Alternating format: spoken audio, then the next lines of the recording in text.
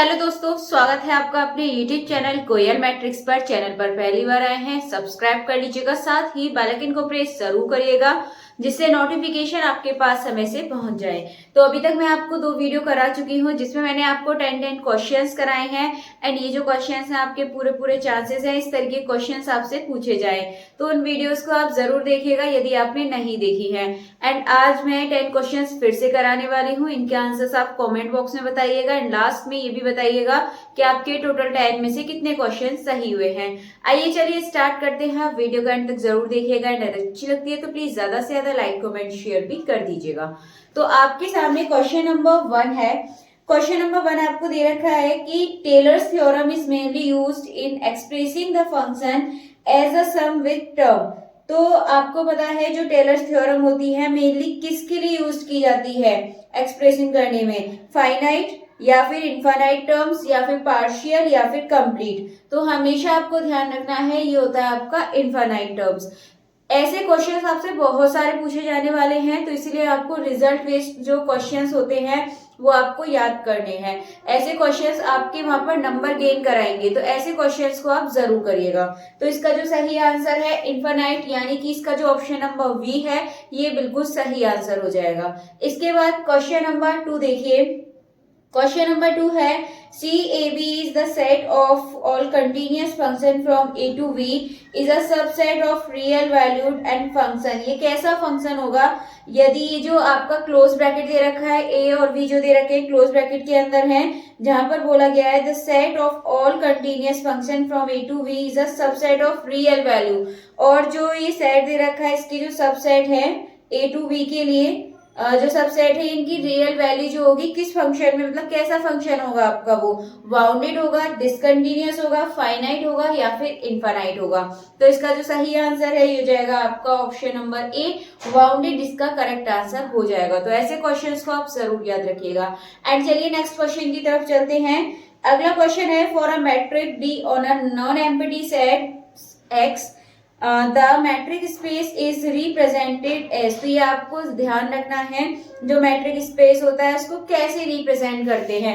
तो आपको ध्यान रखना है इस तरीके से ओपन सेट होता है एक्स टी करके इस तरीके से इसे रिप्रेजेंट करते हैं। यानी जो इसका ऑप्शन नंबर ए है एक्स डी इसका बिल्कुल सही आंसर हो जाएगा। चलिए 3 क्वेश्चन हो चुके हैं, नेक्स्ट क्वेश्चन की तरफ बढ़ते हैं।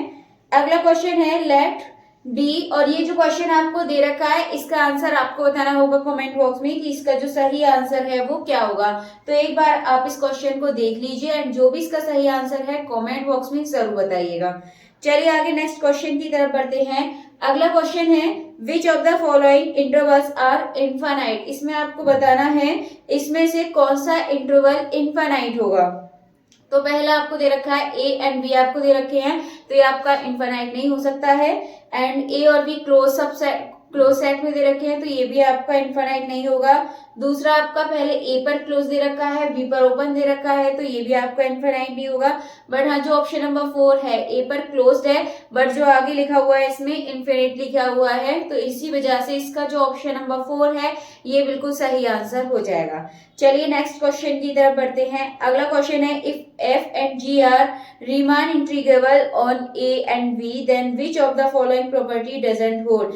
इसमें से कौन सी प्रॉपर्टी होल्ड नहीं करती है। ऑप्शंस हैं एफ की power 2 is R integrable, maximum F G R integrable या फिर minimum F G is R integrable या फिर F is not R integrable.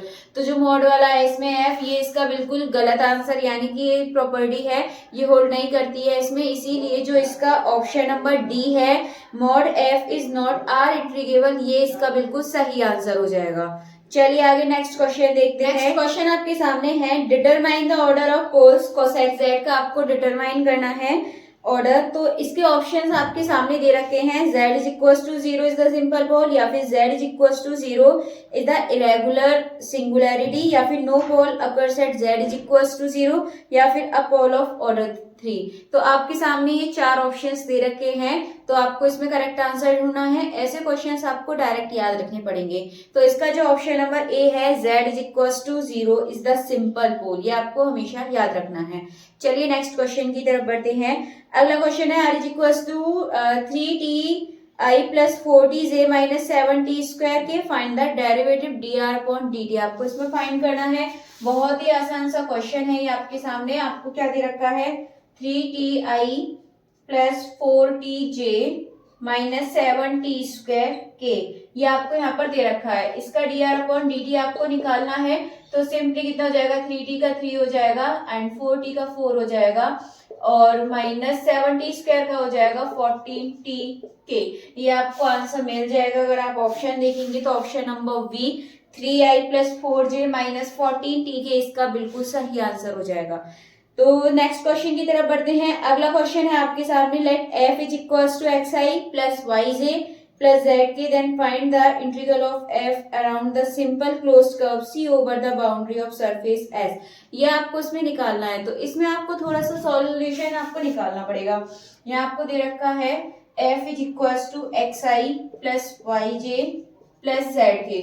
तो इसमें आपको सरफेस निकालने के लिए सिंपली आप क्या करेंगे, यहाँ पर आई जे की लिखेंगे, del upon del X, del upon del Y, del upon del Z, और यहाँ पे आपको क्या करना है, इनके कोएफिशिएंट क्या है यदि आप देखेंगे तो 1 1 1 आपको यहाँ पर देखने के लिए मिलेंगे, या फिर आप एक्स वाई जेड भी रख सकते हैं, कुछ भी आप यहाँ पर रख सकते हैं ये।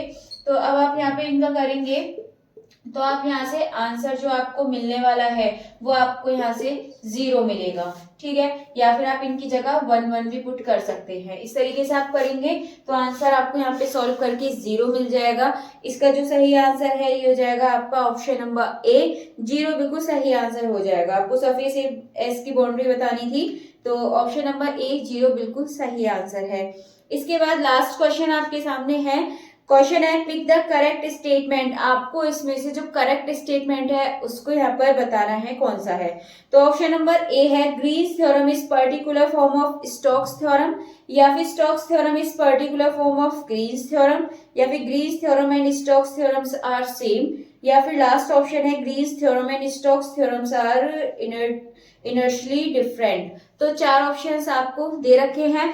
तो इसमें यदि आप देखेंगे तो जो ग्रीन्स थ्योरम होती है वो किसकी फॉर्म होती है, एक तरीके से स्टोक्स थ्योरम की, लेकिन हम उसको ये नहीं कह सकते जो स्टोक्स थ्योरम होती है वो ग्रीन थ्योरम की फॉर्म होती है। तो इसमें जो ऑप्शन नंबर ए है ये बिल्कुल सही हो जाएगा। ग्रीन्स थ्योरम इस particular form of Stokes theorem, Stokes theorem की ही मतलब एक तरीके से फॉर्म होती है ग्रीन्स थ्योरम।